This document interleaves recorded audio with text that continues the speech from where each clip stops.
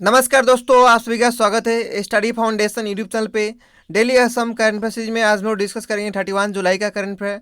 तो चलिए वीडियो को शुरू करते हैं। आज का सबसे पहला क्वेश्चन है, which is the first city in the entire north east region to get a manhole cleaning robot Bandicoot. तो नॉर्थ ईस्ट का सबसे पहला सिटी का नाम बताना है, उसका नाम है गुवाहाटी। गुवाहाटी कहाँ पे? असम में है। ठीक है, तो इस क्वेश्चन का सही आंसर हो गया ऑप्शन नंबर ए। इंडिया में टोटल 3 सिटी को मिला है। सबसे पहला सिटी को मिला था गुरुग्राम जो कि हरियाणा में है।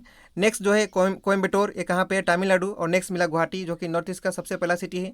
ये भी पॉइंट आपको याद रखना है। ठीक है, आगे चलेंगे। नेक्स्ट क्वेश्चन है, on which day world day against trafficking in person is observe. तो किस दिन को मनाया जाता है? 30 जुलाई को मनाया जाता है। इसलिए इस क्वेश्चन का सही आंसर हो जाएगा ऑप्शन नंबर सी। इसको मनाया क्यों जाता है, यहाँ पे पॉइंट लिखा है, पढ़ सकते हैं।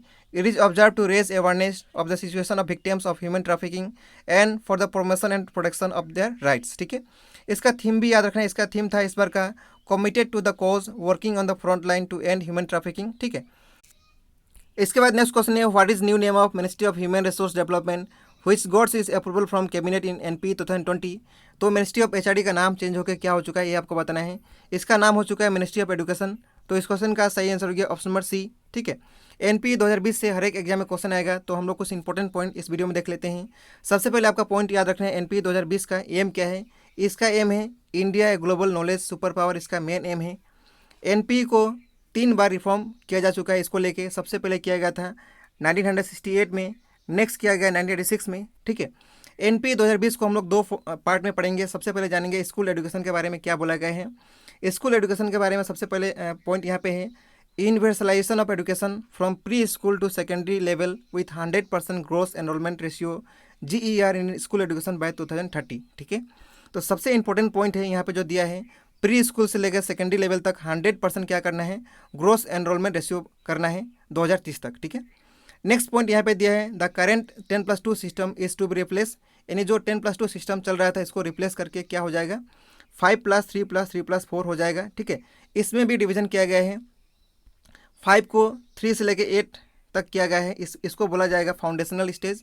बाकी और एक 3 यहाँ पे जो दिया है, 5 के बाद जो 3 है, एक कितना स्टेज कवर करेगा, 8 से लेके 11 ईयर कवर करेगा। इसको बोला जाएगा प्रिपरेटरी स्टेज। नेक्स्ट यहाँ पे जो 3 है, इसको ए ईयर कितना में होगा, ए होगा 11 से लेके 14, इसको बोला जाएगा मिडिल स्टेज। और लास्ट जो यहाँ पे 4 दिया है, ए आएगा 14 से लेके 18 ईयर्स तक, इसको कहा जाएगा सेकेंडरी स्टेज। ठीक है, तो ये भी पॉइंट आपको नोट डाउन कर लेना है। नेक्स्ट जो पॉइंट यहाँ पे है, teaching up to at least grade 5 is to be in mother tongue regional language, no language will be impose on any student. तो यहाँ पे मदर लैंग्वेज में या फिर रीजनल लैंग्वेज में पढ़ाया जाएगा क्लास 5 तक, लेकिन यहाँ पे इम्पोज नहीं किया जाएगा। ठीक है, यानी मैंडेटरी नहीं है।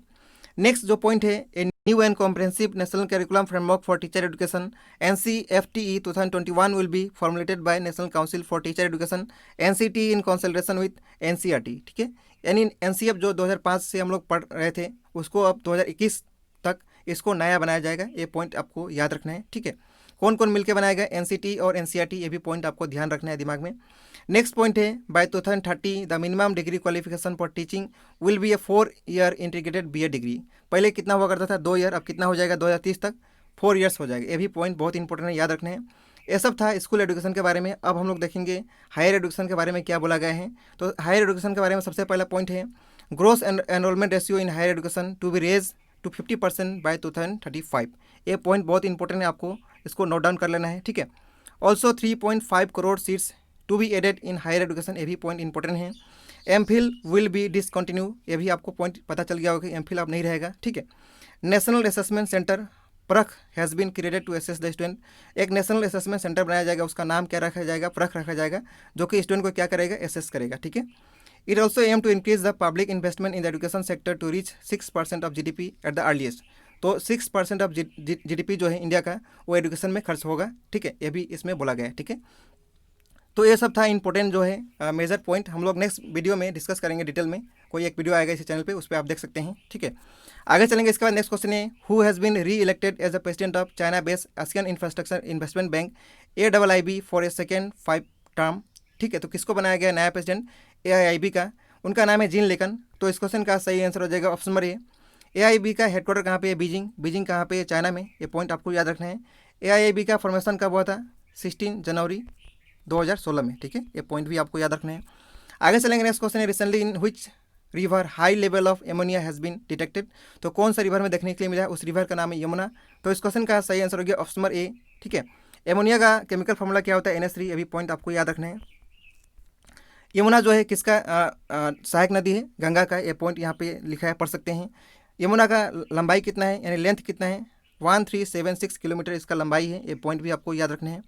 आगे चलेंगे, इसके बाद नेक्स्ट क्वेश्चन है, who among the following will receive national award for atmospheric science and technology by ministry of earth science. तो उनका नाम बता रहे हैं, उनका नाम है डॉक्टर एस सुरेश बाबू। ठीक है, मिनिस्ट्री ऑफ अर्थ साइंस किसके पास है, डॉक्टर हर्षवर्धन के पास है। ये भी पॉइंट आपको याद रखने हैं। आगे चलेंगे, इसके बाद next question, recently who is appointed as chief executive officer CEO of Paytm money. तो किसको बनाया गया है, उनका नाम है वरुण श्रीधर। तो इस क्वेश्चन का सही आंसर हो जाएगा option number A, Varun Sridhar. ठीक है, बाकी जो ऑप्शन दिया उसके बारे में देख लेते हैं। विजय शेखर शर्मा कौन है, ये पेटीएम का कौन है, फाउंडर और CEO है। ये भी पॉइंट आपको याद रखना है। पेटीएम का वैसे हेडक्वार्टर कहाँ पे, नोएडा यूपी में है। ठीक है, पेटीएम का फॉर्मेशन कब हुआ था, 2010 में। ये भी पॉइंट आपको याद रखना है। ठीक है, बाकी जो ऑप्शन दिया है, प्रशांत कुमार ये येस बैंक का MD एंड CEO हैं। रजनीश कुमार कौन है, SBI का चेयरमैन है। ठीक है, आगे चलेंगे, इसके बाद नेक्स्ट क्वेश्चन है, where is the headquarter of UNESCO का हेडक्वार्टर कहाँ पे है, फ्रांस का पेरिस में है। तो इस क्वेश्चन का सही आंसर हो जाएगा ऑप्शन नंबर ए, पेरिस। ठीक है, यूनेस्को का फुल फॉर्म क्या होता है, united nation educational scientific and cultural organisation. Headquarter तो कहाँ पे है, फ्रांस पेरिस में। इसका हेड का नाम क्या है, ऑड्रे अजोले। और इसका फॉर्मेशन कब हुआ था, किसका, यूनेस्को का, 4 नवंबर 1945 में। ठीक है, आगे चलेंगे, इसके बाद नेक्स्ट क्वेश्चन है, who is ex officio chairman of Rajya Sabha. Ex officio chairman of Rajya Sabha किसको कहा जाता है, वाइस प्रेसिडेंट ऑफ इंडिया। तो इस क्वेश्चन का सही आंसर हो जाएगा option number C, vice president of India at present में कौन है, M वेंकैया नायडू। ये भी पॉइंट आपको याद रखना है। नेक्स्ट क्वेश्चन है, swine flu is cause by. तो किसके कारण होता है, वायरस के कारण होता है। उस वायरस का नाम भी आपको याद रखना है, H1N1। ये भी एग्जाम में बहुत बार पूछा है, ये पॉइंट आपको नोट डाउन करना है। आगे चलेंगे, उसके बाद कल का हम लोग होमवर्क देख लेते हैं। सबसे पहला क्वेश्चन का आंसर है option number C. Next question का आंसर है ऑप्शन नंबर ए, मैच कर सकते हैं। आज के लिए होमवर्क यहाँ पे 2 क्वेश्चन हैं, इसका सही आंसर आपको कमेंट करके बताना है। इस वीडियो का PDF आपको डिस्क्रिप्शन बॉक्स में लिंक मिल जाएगा, वहाँ से पा सकते हैं। इस वीडियो में इतना ही रहेगा। वीडियो देखने के लिए बहुत बहुत धन्यवाद। Thank you so much.